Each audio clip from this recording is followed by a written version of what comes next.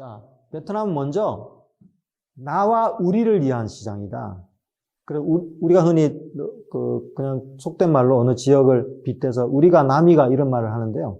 베트남에는 그런 표현은 없지만 베트남 사람들이 그렇게 산다는 걸 금방 가시면 알 수가 있습니다. 그래서 뭔가 내가 소속되어 있는 집단의 이익이 되는 방향으로 하겠다는 거예요. 그러다 보니까 어떤 공공기관이나 회사에 소속되어 있다 하더라도 구체적으로 그 개인이 소속된 집안이라든지 또는 출신 지역이라든지 동문이라든지 그 조직 내에서 소그룹의 어떤 기여를 하느냐가 굉장히 중요합니다.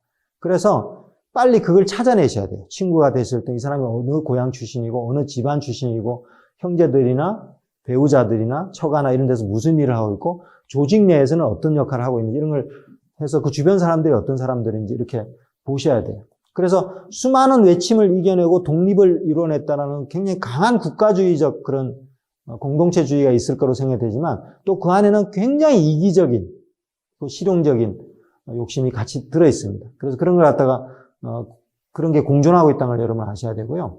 특히 베트남 사람들은 우리로서의 어떤 정서와 정을 나눈다라는 표현을 띵감이라는 말로 표현합니다. 그건 한자어로 표현하면 정감이라는 표현인데요.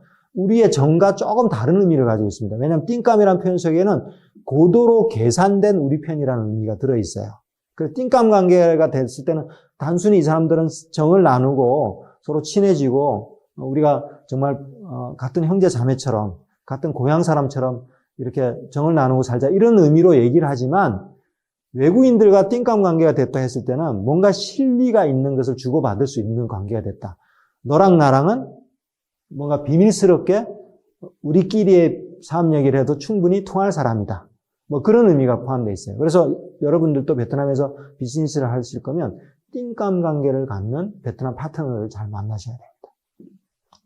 해야 되고요.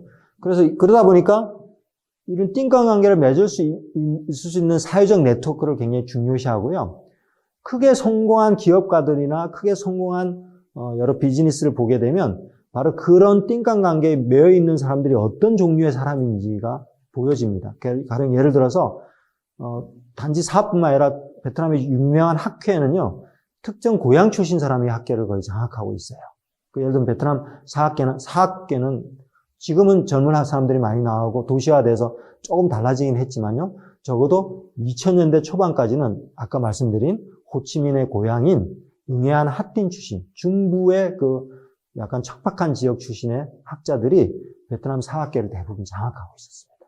있고요. 그 다음에 지금 빈그룹이라고 하는 베트남의 지금 최고의 그룹은 러시아 유학을 같이 갔던 사람들이 같이 사업을 해서 지금 그런 그룹을 알차게 만들었고 그 사람들의 연망이 지금도 계속 사업을 키우는데 큰 역할을 하고 있어요.